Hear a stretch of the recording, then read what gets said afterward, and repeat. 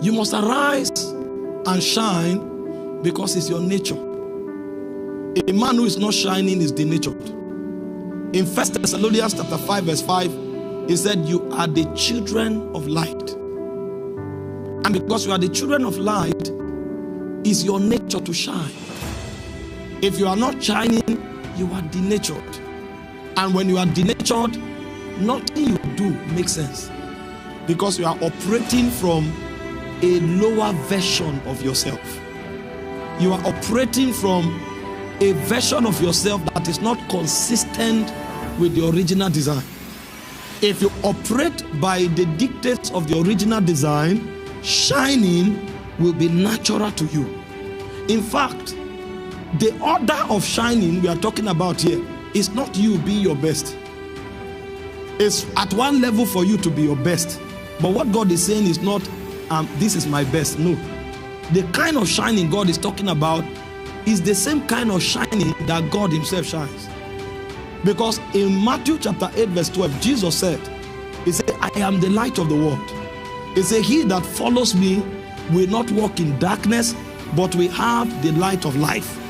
And then Jesus came back to say in John 5:14, he said, you are the light of the world. So the same way I am the light of the world, you also should become the light of the world. So what Jesus was trying to say is, when men seek me, if they see you, they have seen me. That's what it means to shine. It's not just to be good at physics. It's not just to be good at marketing. It's to be able to reflect God.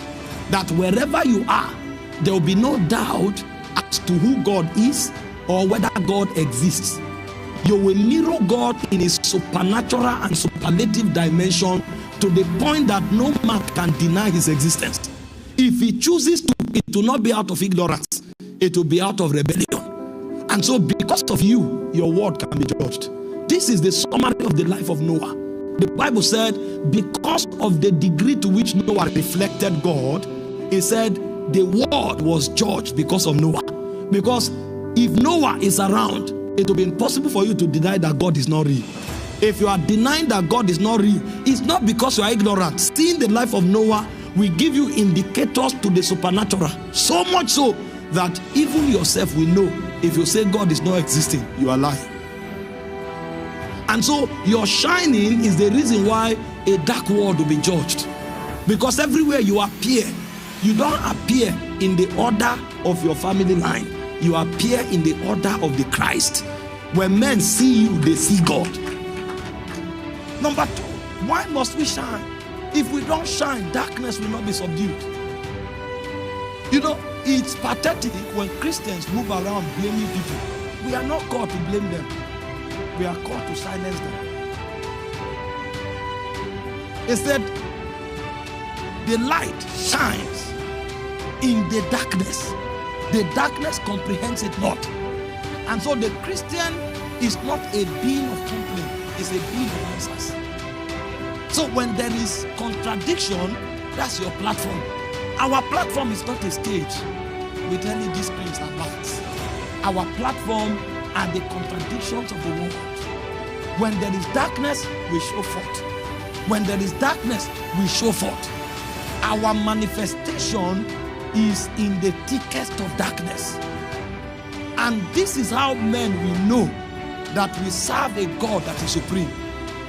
The best witness you can bring to a generation is not by preaching, it's by showing God. Because the reason God calls us to shine is to push back darkness. We are the antidote to the operations of darkness. Darkness shall cover the earth, gross darkness shall cover the people, but that's not the problem. The problem is that Christians are not shining. Because if Christians were shining, the darkness would have become a platform. But unfortunately, we have not understood that the problem we complain about is actually our opportunity to shine. To increase power.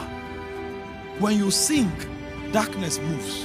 When you talk, darkness moves. Whatever you do, first you dissipate darkness because you are shining.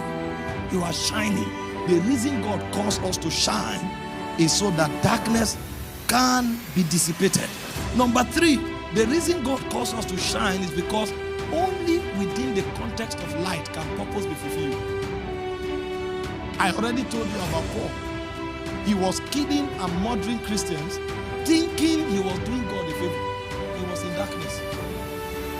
Is it possible for a man to put his whole energy in an enterprise, yet that thing does not strike a chord in eternity? I told them, I said, if you are in the wrong direction, speed is not an advantage. And so purpose cannot be found except as light is shed and except as a man begins to shine. Because there are many who have not begun to shine, or they put their light under a bushel and they are hoping to fulfill purpose. Purpose can only begin to find expression as your light begins to beam. It is in that light that you fulfill purpose. Even God could not walk except as light appeared. In Genesis chapter 1, he said the world was in chaos. Darkness was upon the face of the deep. The first thing God did was to call forth light.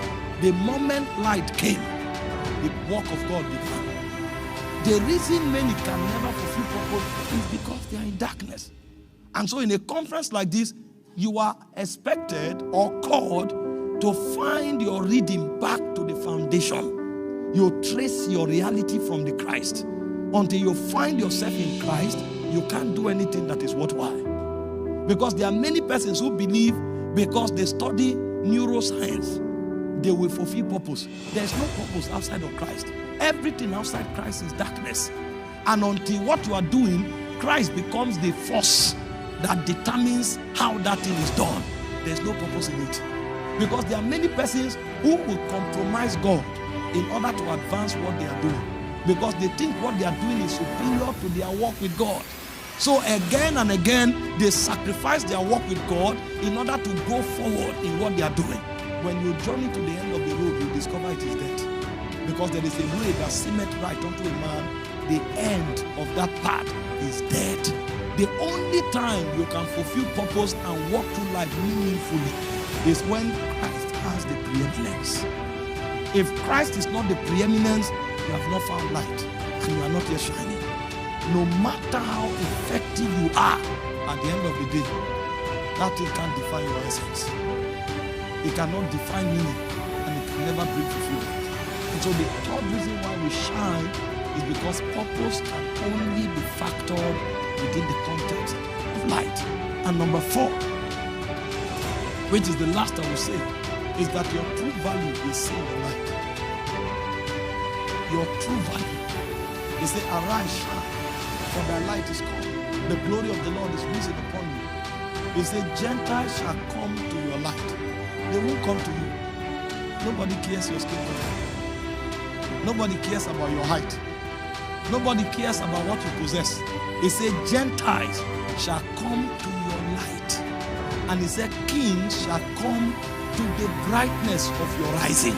So your true value is tied to the light that you have caught in God.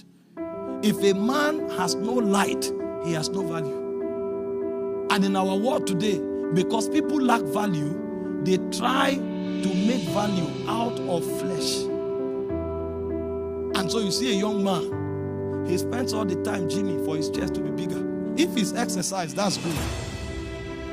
If it's for health purpose, that's good. But if it's to look better, you are wasting.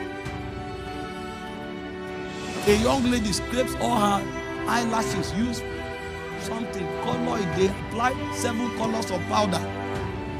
By the time you are 38, even your skin will begin to tell you that your value is bigger than your skin.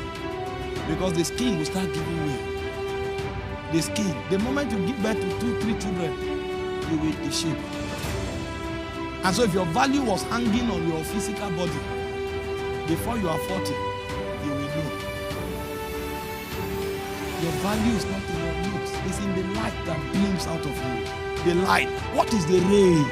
What is the radiation that beams out of you? That's where value is. And those ones, they never grow old because they are as eternal as the God that is emitted. They are as immortal, without corruption, as the God that is reflected. Find someone who beams the light of God. the older, the better. Because it's called Ancient of Days. The more you know, the more you want to know. The more you see, the more you want. Don't you know what the 24 elders do? Every time when the glory appears, they bow. When they bow and they lift up their eyes, they see another dimension. They bow. They rise up, they see another dimension. They bow. They've never exhausted the glory. Because anything that comes from God is immortal and is eternal. The more it beams, the more glorious it becomes. It's an excelling glory. And so when God calls us to shine, He's bringing us into an economy, a value system that cannot be gainsaid.